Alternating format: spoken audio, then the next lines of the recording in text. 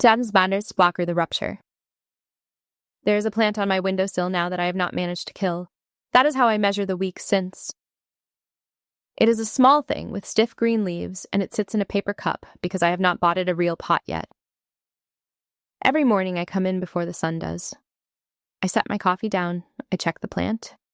Then I sit at a desk in a building most people will never be cleared to enter, and I do work I am not allowed to describe to anyone I love. On the third morning in that office, I found a note I had written to myself and forgotten. It was tucked under the edge of the blotter, in my own tight handwriting, one line. Let the truth be exactly its own size. I do not remember writing it. I remember needing it. I have kept it since. It lives under the paper cup, where the water sometimes stains the corner. To explain the note, I have to go back to a Tuesday in the spring. I have to go back to the checkpoint, and to my father, and to the exact moment he told a colonel of the United States Army that his daughter was a waste of space. It was 0830.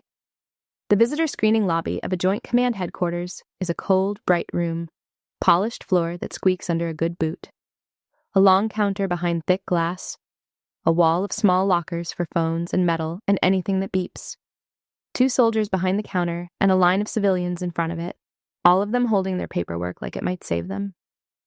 My father stood at the front of that line in a blazer he saves for occasions. He had been invited, along with a dozen other local business owners, to tour a facility his tax dollars help fund. Some community outreach thing, a morning of handshakes, and a walk down a hallway they are allowed to walk down. He had talked about the invitation for 2 weeks. He had ironed the blazer himself, twice, and made my mother check the collar. I was not in that line. I came in through the side, in uniform, with a plain government bag over one shoulder, because I was reporting in that day. I had not told my family where I was being stationed. I had not told them what for. They believed I shuffled papers for the Army, somewhere dull and far away. I had let them believe it for years, because the truth had a rule, and the rule was silence. So my father did not know I was there. He did not see me stop near the counter and set my bag down by my boot. He was busy being charming at a colonel, and being charming at strangers is the thing my father does best in this world. The colonel was the escort officer for the tour group. His name was Preston Halloway. Silver at the temples, service uniform pressed to a knife line, the patient, unbothered face of a man who has walked a great many self-important visitors, passed a great many doors, and lived to do it again. He was nodding at my father the way you nod at weather, present, unmoved. My father is a talker. He fills silence the way water fills a low spot. He was telling Colonel Halloway about his business, about his standards, about the difference between people who build things and people who do not. And he had an audience of a colonel and a lobby, which for my father is a kind of heaven. And then, because a man like my father cannot resist a live microphone, he made me the example. He did not know I could hear him. He gestured vaguely the way you gesture at a category rather than a person, the way you point at the weather. You people must see all kinds, he said. Some of us build things, some of us just take up room. He laughed, warm and easy, sure of the joke. Don't give her clearance for anything, Colonel. My daughter's a waste of space. The word carried. Lobbies do that. Hard floors and glass and nothing soft to catch a sentence. A few heads turned. A woman from the tour group looked at her shoes. She mooches off her mother and me, my father went on, comfortable now, warmed up, sure of his ground. 30 years old. Well, 34, if we're honest, though she'd tell you 30. Nothing to show for it. No career, no house, no husband, nothing. You spend your whole life on someone. You give them everything, and they just... He spread his hands, offering the colonel the obvious conclusion. They coast! I had spent 9 years learning to keep my face still. 9 years of rooms where your face is the only thing that can betray you. I kept it still. I looked at a point on the counter, and I kept it still. Colonel Halloway smiled the polite smile, the one that costs nothing. He did not know the woman being described was 10 feet away in his own building's uniform. Why would he? He glanced past my father, out of habit, the way a good officer keeps the whole room in the corner of his eye without seeming to. His glance crossed me. It moved on. Then a half-second later, it came back and settled because something in the picture had not matched the caption. Behind the glass, a young soldier named Calder had my identification card in her hand. Staff Sergeant Naya Calder. She had taken it from me without a word, the way they do, and fed it to the reader on her side of the counter while my father talked. The reader beeped once. A normal beep. Green. Then it beeped again. A second tone, lower and longer. Not green. Calder's eyes came up to her screen and stopped there. Her hand went flat on the counter, fingers spread, the way you steady yourself. She did not look at me. She looked at the monitor like it had said something to her directly, something she had been trained for and had never actually seen. "Sir," she said to Holloway, not to my father. Her voice had dropped and flattened. "Colonel, I'm going to need you to step back from the desk for a second, sir." My father kept talking. He was in the middle of a sentence about how he had raised his children to work for what they have, and he did not hear the room change key. I want to stop the tape there, on that second beep, because that beep is where two versions of me met in a public lobby for the first time in my adult life. The daughter my father invented and the officer I actually am. For 34 years, those two women had never been in the same room at the same moment. They were about to be, in front of witnesses, under fluorescent light. But to understand why that screen did what it did, and why a colonel who had never met me was about to change the way he stood, you have to know who was standing there in the Army's blue. So let me pull back. Let me tell you the part my father never learned, the part I never let him learn. The person underneath. I had driven in that morning at 0600 in a 9-year-old sedan with a check engine light I keep meaning to address and never do. That car is part of the reason my father thinks I have nothing. I drive something old, and I live in small rented places, and I wear plain clothes when I'm not in uniform, and to a man like my father, that is failure wearing sensible shoes, failure that will not even spring for a newer car.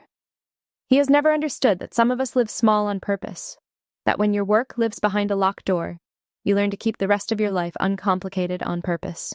You do not accumulate, you do not post, you do not draw a single unnecessary eye. You become good at being forgettable, and you practice it until it is effortless, and then one day you realize forgettable is not a disguise you put on anymore. It has become the thing your own family believes is simply you. My phone had buzzed on the passenger seat while I drove the last few miles in the dark.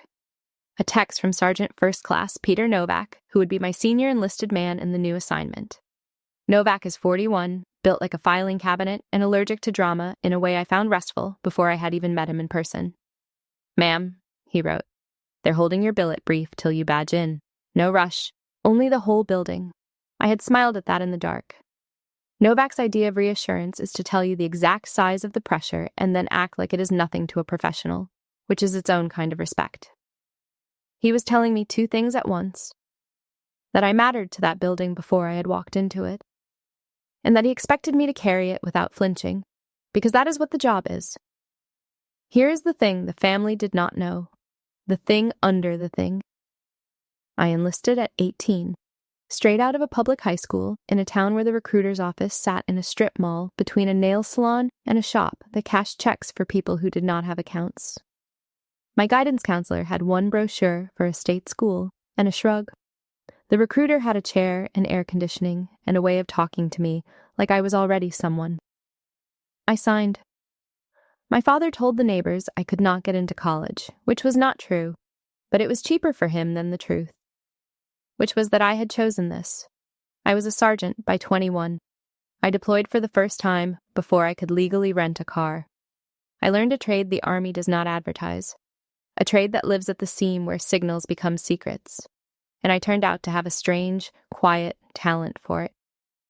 The kind of talent that gets you pulled aside into rooms with no windows and asked if you would like to do something harder. At 24, I put on a lieutenant's bar. Green to gold, they call it, the long road from the enlisted ranks to a commission. It is not an easy road, and not everyone is asked to walk it. My father came to the commissioning ceremony. He wore the blazer, the same one. He shook the hand of my company commander and told the other parents warmly that I had finally gotten into the office side of things, and that was the last time he ever seemed even mildly impressed with me. Because after that ceremony, my work went dark and stayed dark, and a man who needs to be able to brag about a thing loses interest in a thing he cannot describe to his friends. By 27, I was a captain. I commanded. I was responsible for the lives and the training and the failures and the mail of soldiers who were, some of them, older than me. I deployed twice more. I held clearances that require another human being to physically escort you down a hallway in certain buildings, that require you to leave your own phone in a locker like the one on that lobby wall. I sat in rooms where the wrong sentence, spoken later at the wrong dinner, could get people killed on the other side of the planet. And I learned to carry the weight of never explaining myself. To anyone, ever. Not to a boyfriend, not to a best friend, not to my mother when she cried on the phone and asked why I could not just tell her one thing about my life. The work had a rule. You do not talk about it. And I had done something quietly dangerous with that rule over the years. I had turned it into a whole personality. Vagueness became a reflex, and then it became a wall, and then it became the only face my family had of me. When my mother asked what I did, I said paperwork. When my brother asked if I liked my job, I said it was fine. When my father said I was wasting my life, I said nothing at all, because the truth was not mine to hand out at a table, and a lie always felt worse than a silence. So I chose the silence, again and again, for years, until the silence had a shape, and the shape was a disappointment. There was one night, on the second deployment, that I still keep in a locked drawer in the back of my head. I cannot tell you where it was, or what the room looked like, or what was on the screens, or what we were trying to stop. I can only tell you the shape of it, that for a long stretch of hours, a great many things depended on a small number of us, staying very calm and very exact while the clock ran. And that we did. And that when it was over, I walked outside into a gray dawn on the other side of the world and stood there and shook, quietly, alone, until my hands were mine again. Then I went back in and wrote the report and told no one, ever, and flew home a few weeks later, and my father met me at nothing because he did not know I had been gone, and asked me over dinner whether I had given any more thought to getting a real job. I said I would think about it. I passed the potatoes.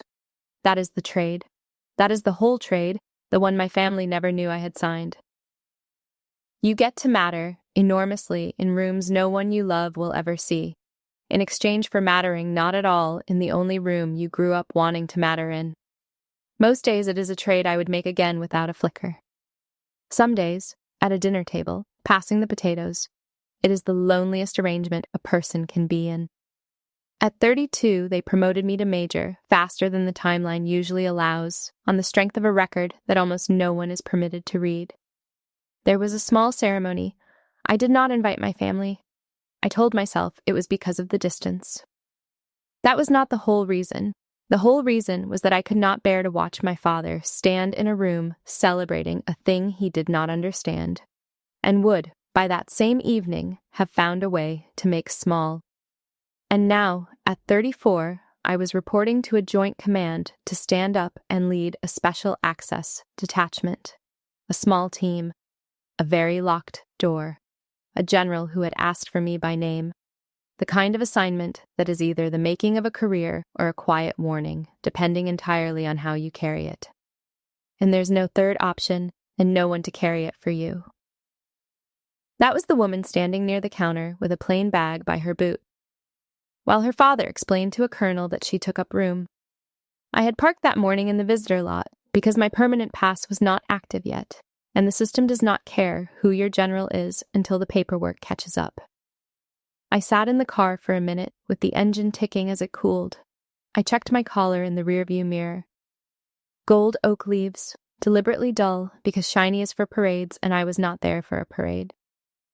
I squared the bag on my shoulder, and I walked in and became the person my family never sees, which was only ever the person I actually am. It was the old wound. None of this was new. That is the part I need you to sit with before we go back to the beep. The lobby was not an accident of one bad morning. It was the newest chapter of an old book my father had been writing about me since before I was old enough to vote. A book I had stopped trying to edit a long time ago. Let me tell you where the word mooch comes from, since he reached for it so easily, since it sat so ready on his tongue. 3 years ago, when I was 29, I hit a gap. A permanent change of station between assignments, a housing allowance that lagged a full month behind the actual move. And on top of that, a routine security review that froze part of my pay for 6 weeks, while a single form sat in a queue behind 1,000 other forms. It happens. The system is enormous, and occasionally it simply forgets that you are a person who has to eat and make rent while it thinks. I did what a lot of soldiers do when the machine hiccups. I stayed with my parents for those 6 weeks. I slept in the guest room that used to be my brother's, under a shelf still crowded with his old trophies. Little gold men swinging bats, kicking balls, frozen mid-swing since 1990-something. I lay under those trophies at 29 years old, a captain in command of other people, and stared at the ceiling. And once, one single time near the end of those 6 weeks, I borrowed money from my father to cover a rental deposit on my next place. Because the alternative was one of those payday lenders in a strip mall, like the one where I had enlisted, and I have sat across a desk from too many young soldiers whose lives those places quietly eat. So I asked my father. It cost me something to ask. He liked that it cost me something. I could see that it did. $2,000. I paid it back in full that March, every dollar, with a note that said thank you, tucked in an envelope I still remember sealing at the kitchen table. My father cashed the check. He kept the story. From that point forward, at every gathering, at every holiday, in front of every relative and neighbor and stranger who would hold still long enough, I became the daughter who lives off her parents. It did not matter that it had been 6 weeks. It did not matter that I had paid back every cent. It did not matter that I was, during those exact weeks, responsible for things he will go to his grave, never being allowed to know. The story was cleaner without those facts, and my father has always preferred a clean story to a true one. Some of us build things, he liked to say, sweeping a hand toward himself, then toward my brother. Some of us live off the people who do, and then his eyes would find me. I paid the money back in full in March. The story kept the interest, and it compounded year over year until it was the only version of me the family owned. My brother Spencer helped in the way that favored children help without ever meaning to do harm. Spencer is 37. He sells commercial insurance in the town we grew up in. He owns a house with a lawn my father praises like it is a cathedral, edged and green and pointless and perfect. He has given my parents 2 grandchildren, which in my family is the one unarguable achievement, the trump card that ends every conversation. Spencer never had to explain himself to anyone. His life was legible. You could read it off the driveway, off the lawn, off the 2 car seats in the back of his sensible SUV. Mine was a locked file. And people do not respect a locked file. That is the thing I learned too slowly. They do not fill the blank pages with your best. They resent the lock, and they fill the pages with whatever version of you makes them feel better about their own choices. My father filled mine with a mooch, because a mooch made his own success feel earned and rare. And I let him, because arguing felt worse than absorbing. I stopped correcting him somewhere around 30. Not because I stopped caring, though I told myself that. I stopped because I finally did the math on it. Every single time I pushed back, he heard defensiveness. And defensiveness to my father is proof of guilt. If I said, quietly, "That is not what happened, Dad," he heard a liar working to cover her tracks, and he would nod, slowly, satisfied, because I had just confirmed for him that I was exactly the kind of person who would lie. There was no version of speaking that helped. Silence was simply cheaper than being called a liar to my own face across a plate of food. So I paid in silence for years, at dinner after dinner, and I told myself the silence was discipline. It was not discipline. I know that now. It was a wound I had learned to stop touching, so that it could keep bleeding somewhere I did not have to look at it. Spencer and I were close once when we were small, before the ledger of the family had been written and the columns assigned. He used to wait up for me. When I came home on my first leave from basic, 19 years old and hard as a fence post, Spencer was the one who met me at the door. And he looked at me like I had walked out of a movie, and he asked me 100 questions about all of it. He was proud of me then, openly, the way a younger brother is allowed to be before the world teaches him to measure.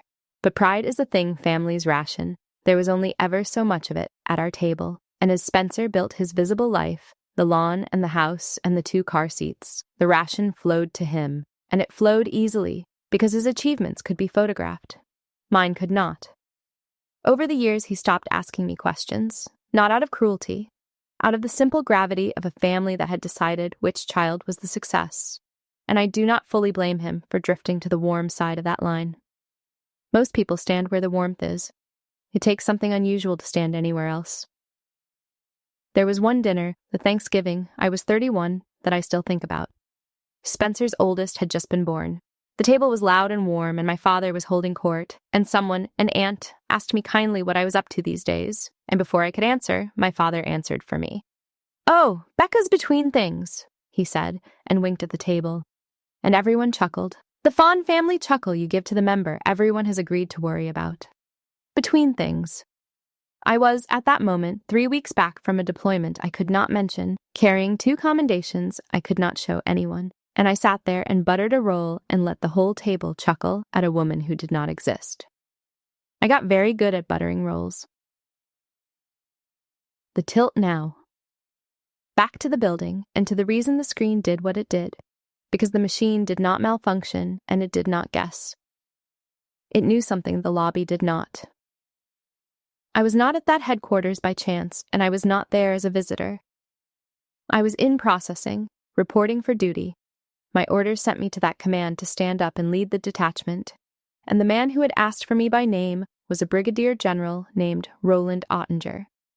Ottinger is 55, lean, gray, quiet in the specific way of men who have learned that the loudest person in a room is usually the least informed. He has a reputation, spoken about in low voices, for collecting the officers other commanders had underestimated and overlooked, and for being right about them. He had read the record that almost no one is allowed to read.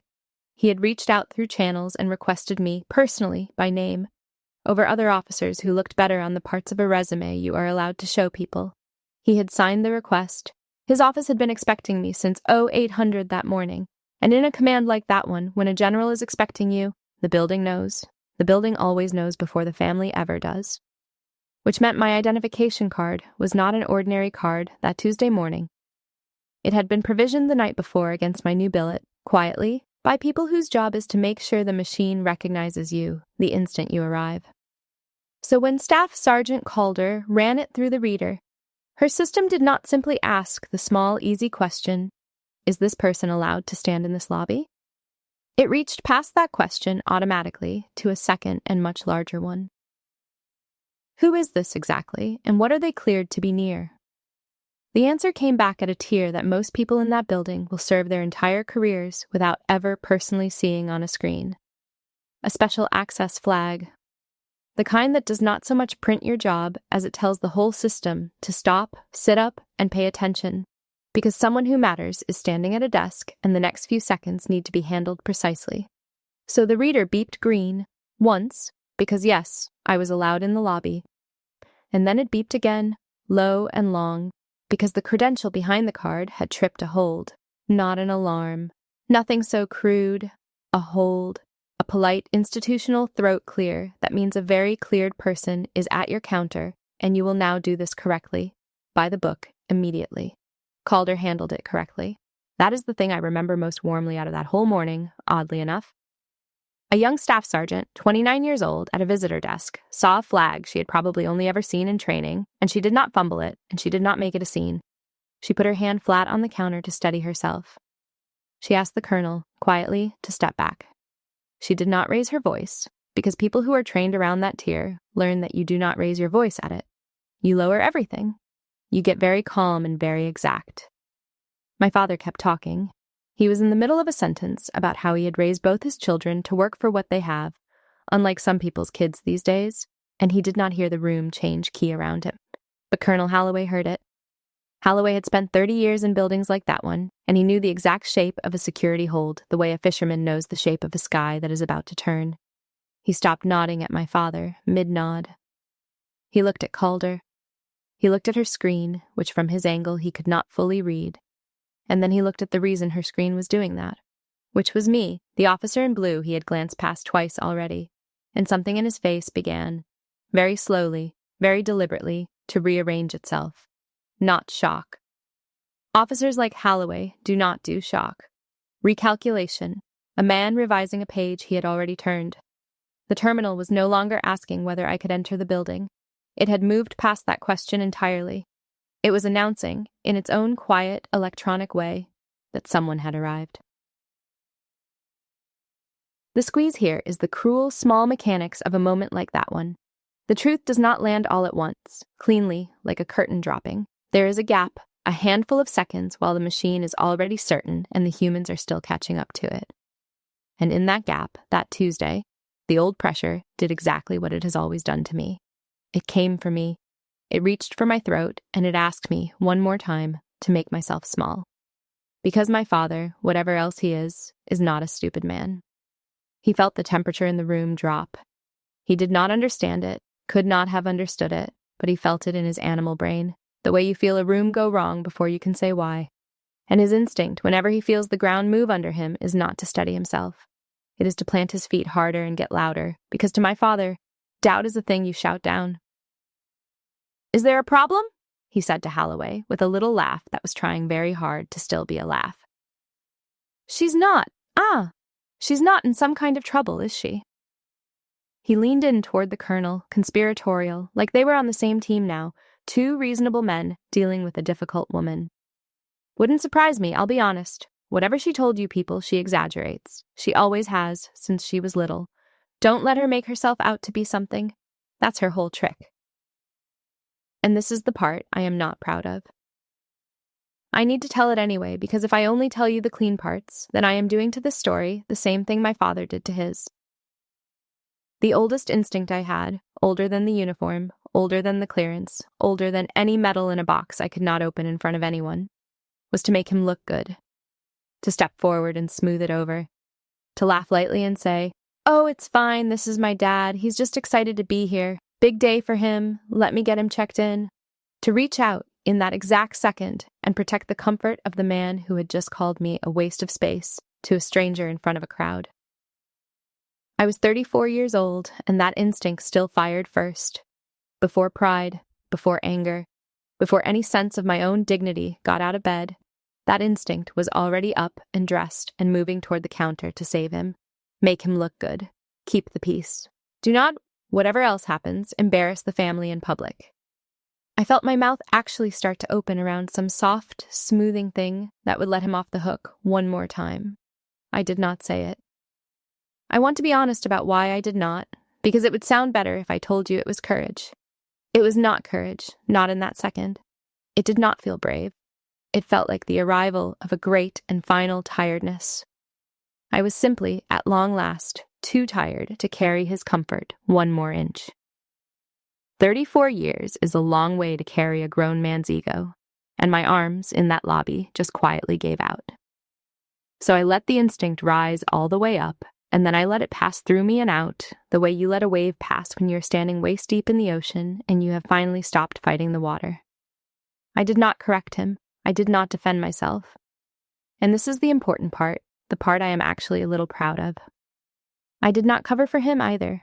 I did not do the thing I had done 10,000 times. I just stood there, still, and let the truth be the exact size it already was, and did not add 1 ounce to it, or take 1 ounce away. The decision staff sergeant Calder looked at me through the glass. I could see the war in her, quick and quiet. Her training on one side and her manners on the other, and her training one, which is precisely what training is for. Training is what you build so that the right thing happens even when the moment is strange and a man in a blazer is talking. "Ma'am," she said. "Not sir. Ma'am." To me, in the army blue, and not to the loud civilian at her counter. "I need you to confirm your identity for the hold. Name and status, please." My father's head turned, slowly. The word ma'am had landed somewhere behind his ear and was working its way, cold, toward the front of his understanding. I could have made it a speech. I want you to know that. I want you to know that some small, tired, bruised part of me stood at the edge of a very high diving board in that instant and looked down at all that clear water. 34 years of being the family's designated disappointment, and here, finally, was a clean shot with a live audience. I could have turned to face him. I could have said something built and aimed, something he would hear again in his head at every holiday dinner for the rest of his natural life. I had the line, I had the standing, I had, for the first and maybe only time, the whole room. I did not take the shot, because I understood something, standing there, that I had not understood the morning before. A reveal that you perform is a reveal that you still need. If I turned and made a speech, I would be handing him proof that his opinion still governed me, that I had spent all these years secretly building a case for the sole purpose of one day reading it to him. And I did not want that to be true. I wanted, more than I wanted the speech, for it to be actually true that I was done needing anything at all from that man. And the only way to make it true was to act like it was. So I did not look at my father. I looked at Calder, the young soldier doing her difficult job well, and I gave her exactly what she had asked for, plainly, in the flat, professional voice you use to answer any NCO who is holding a line the way it should be held. "Major Rebecca Aldridge," I said. "I'm the officer your board is expecting." That was all of it. Rank and billet. 9 words. For the first time in 9 years, my real name and my real place in the world, said out loud within earshot of my father and aimed entirely at someone else. Colonel Holloway's mouth opened, just slightly, half a centimeter. He is a disciplined man, and he closed it again. But I watched the name travel across his face and drop into a slot that had already been waiting for it. "Aldridge," he said, half to himself, testing it. "You're Ottinger's incoming lead." "Yes, sir," I said. I did not look at my father when I said it. That was the mercy and the verdict both, delivered in the same motion. I gave him the one thing I had left in my hands to give, which was the dignity of not being turned into a public spectacle by his own daughter. And I withheld the one thing he had always, always demanded of me, which was my participation in his story about who I was. He could keep telling it if he wanted. He would just have to tell it alone now. The reckoning. Then the screen finished its work, and the room finished changing key, and my father watched the whole thing happen with his mouth slightly open, the hold resolved upward. I can use that phrase precisely because it tells you nothing, which is the point, which is the whole shape of my working life. What it meant, in that lobby, on that polished floor, under those lights, was this.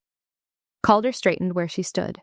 The second soldier behind the glass, who had been half watching a monitor and half watching the clock, put both feet flat under himself and rose. And Colonel Preston Holloway, who not 60 seconds earlier had been nodding at a small business owner in a pressed blazer the way you nod at weather, drew himself up to a height and a stillness that my father had never once in his life seen a grown man reach on purpose. In a room over nothing that any civilian eye could see. Holloway did not salute me. I want to be accurate. We were indoors and uncovered, and he outranked me by 2 full grades, and men like Holloway do not perform salutes they do not owe. But everything short of a salute happened in his body. Respect arrived in his spine and set up straight down the length of him. He turned to face me fully, squared up, and gave me the small, precise nod that senior officers give to someone whose file they have just understood. And my father saw all of it. That is the thing I have kept, out of the whole morning, more than the vindication, more than anything. My father, who had spent my entire life certain that he sat at the head of every table and the top of every room he ever walked into, stood in that cold, bright lobby and watched a full colonel of the United States Army reorganize his entire body around the daughter he had, 1 minute earlier called a waste of space to that same colonel's face. Watched it happen because of a screen he was not cleared to read, over a job he would never in his life be permitted to hear one word about, at a level of trust he had not known was a thing that existed in the world. There was a sound at the far end of the lobby, a heavy door on a slow closer. And Brigadier General Roland Ottinger came through it himself, on his own 2 feet, which generals do not do for visitors and almost never do for majors. And the plain fact that he had walked out to the lobby himself told every soldier standing there more than any words could have. Ottinger crossed the floor at an unhurried pace. Holloway came fully to attention. The tour group had gone silent without understanding why. My father's mouth was still slightly open, and no sound was coming out of it, which I had genuinely never witnessed before. "Major," Ottinger said to me, calm, almost warm in the flat, economical way he has, a warmth you have to know him to hear. "We held the room for you. Walk with me." "Yes, sir," I said. I bent to pick up my bag from beside my boot. And that was the moment my father finally spoke to me, not at me, to me for the first time in longer than I could remember. "Rebecca," he said. His voice had lost every ounce of its earlier size. It had gone small and thin and confused, and underneath the confusion was something I had genuinely stopped believing I would ever get to hear in my lifetime. The first faint flicker of doubt about his own story. "Rebecca, what? What is this? What is all this?" He had finally asked me a real question, 34 years, and the very first real question he ever asked me arrived in a hallway full of uniformed strangers who already knew the answer better than he ever would. I did not have time to answer it, and I am honestly not certain I would have known how if I had. There were words I was not cleared to say. There were words that would have been cruel to say, true and cruel at once. And in the narrow space between those two piles there was almost nothing left that was both permitted and kind. Colonel Holloway answered for me. He did it quietly, and he did it well, the way you can tell a man something enormous without shattering him in front of a crowd. He turned to my father, and he looked at him, not unkindly, and he said, "Sir, your daughter holds a level of trust that most people who work inside this building will never hold in their entire careers. I don't know what you came here today expecting to see, but you should be very proud of her." My father had already spent his words. He had spent them all in a bright lobby, in front of strangers, on the cheapest, smallest version of me he could reach for. And now there were none left in him, and no way in the world to call the old ones back out of the air. He stood there, and he ate the words he had already spoken, one by one, in silence. I picked up my bag, and I turned, and I walked with the general toward the door that mattered, and I did not look back, and the door closed behind the two of us, with the soft, heavy, final sound that doors like that one make. And that sound was the loudest thing in the whole story, and it did not make a noise my father was allowed to follow. The fallout. I would like to be able to tell you that walking through that door felt like winning, that there was a bright, clean rush of it. There was not. It did not feel like winning. It felt like the quiet, hollow end of a very long argument I had been having, mostly alone, with an empty chair for most of my adult life. The argument was simply over. No one had won it. It had just finally stopped. Ottinger walked me down the corridor toward the brief. He did not mention the lobby. That is a specific kindness that generals are able to give you, the kindness of behaving as though they did not just see the thing they obviously saw. We walked in silence for a while, our boots on the hard floor, and then, about halfway down, without turning his head, he said, "Your father. Back there." "Yes, sir." He didn't know. "No, sir," I said. He didn't know. Ottinger nodded once, a small motion, a man filing a fact away in a drawer he would not open again unless he needed it. "Families are the one clearance we can't grant," he said. And that was the whole of it. That was the closest thing to comfort a man built like that is able to hand across. And it was, somehow, exactly enough and more useful than 100 softer sentences would have been. The brief went well.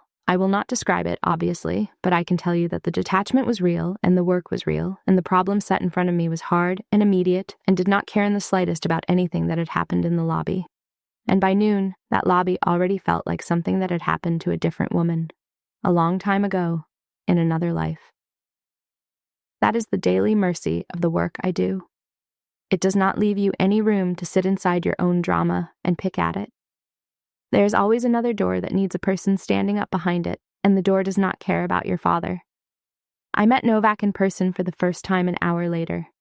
He looked me over once, the way senior enlisted men do, taking a full and honest inventory in half a second, and then he handed me a cup of coffee that was somehow already exactly how I take it, and he said, "Heard the front desk had a morning, ma'am."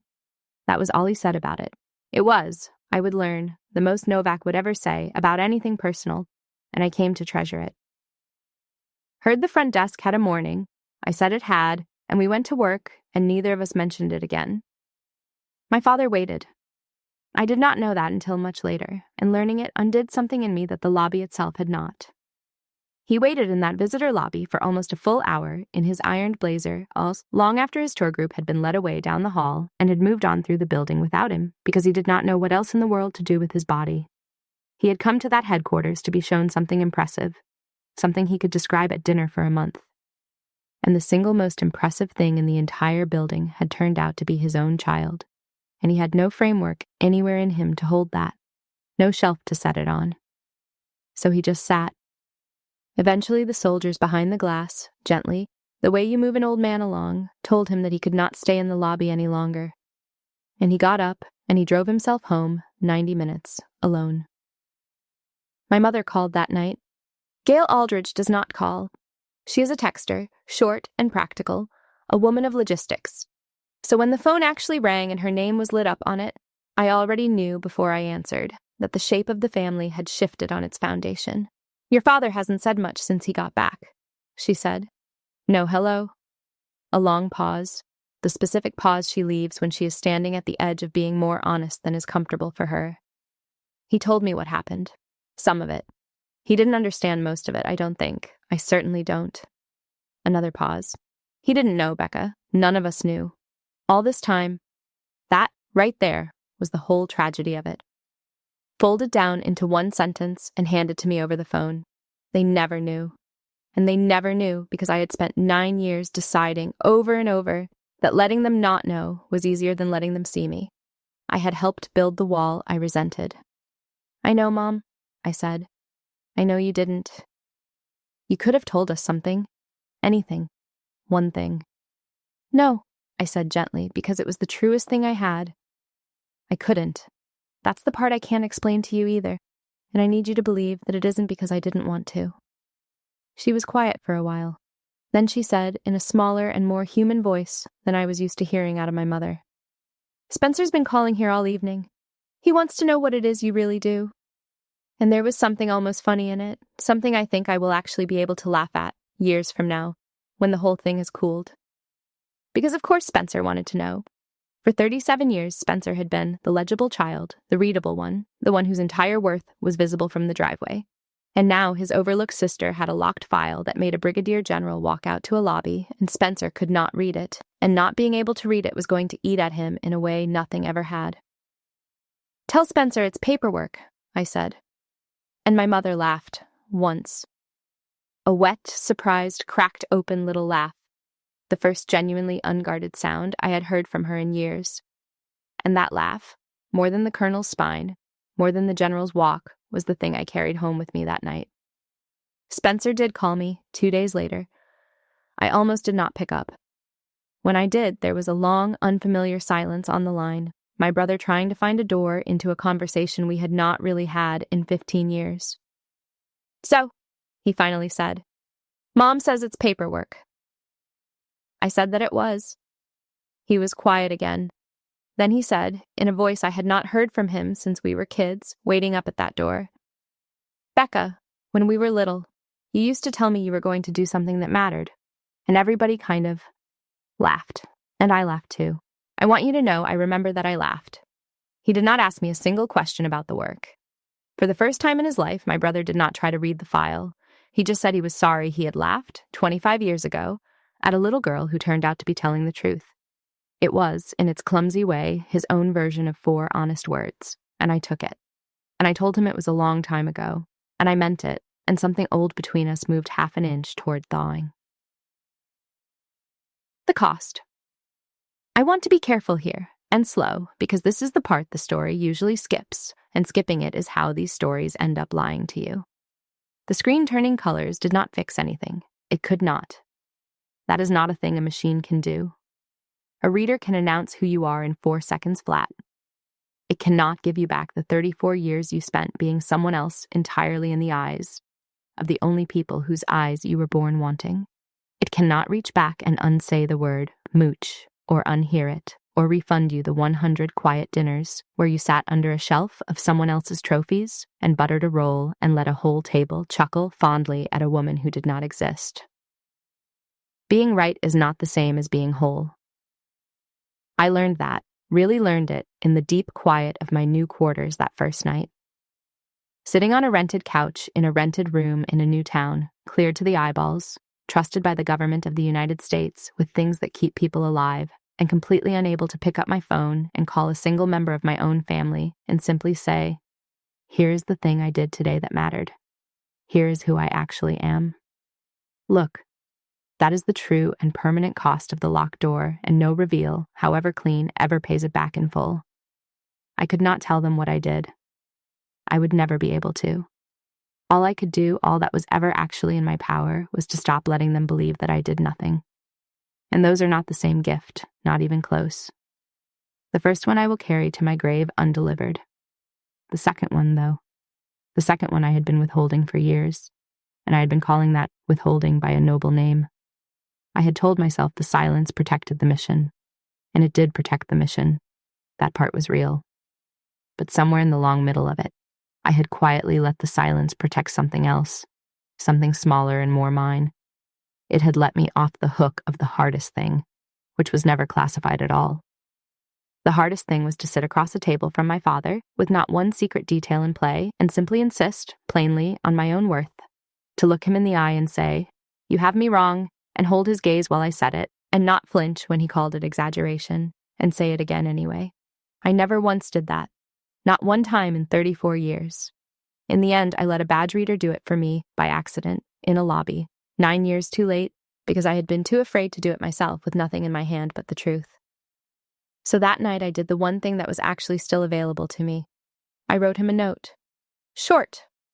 On plain paper, because that is how the few important things in my family have always been said, in careful handwriting, in sealed envelopes, never out loud. I did not tell him anything I was not cleared to tell him. I did not, in fact, tell him anything at all about the work. I told him only this, that I am proud of what I do, even though I can never show it to him. That I am sorry I let him spend so many years believing there was nothing there to be proud of. That the silence between us was at least half my doing, and that I was finally, at 34, setting my half of it down. I sat with the sealed envelope in my hands for a while before I put it down. It was so light. $2,000 had weighed the same 3 years before, which is to say nothing at all, which is to say everything. It is strange, the weight of the things we cannot say out loud. They have no weight in the hand, and all the weight in the chest. I thought about every dinner I had let pass, every roll I had buttered, every fond family chuckle I had absorbed in silence and called it strength, and I understood, holding that weightless envelope, that I had been paying a bill in the wrong currency for most of my life. I had thought the price of my work was the secrecy. The secrecy was free. The real price was this: the years of being unseen by the people I most wanted to be seen by, and I had been quietly overpaying it, because overpaying was easier than the one hard conversation I never had the nerve to start. I sealed the envelope the same way I had sealed the one with the $2,000 in it, 3 years and a whole lifetime before, at a different kitchen table, as a different and more frightened woman. And I set it by the door to mail in the morning, and I turned off the light, and I lay in the dark of a room I did not know yet, in a town I did not know yet, and I slept better than I had in longer than I could remember. The Owen wrote. He did not write back. My father is not a man of letters, and I had not really expected one.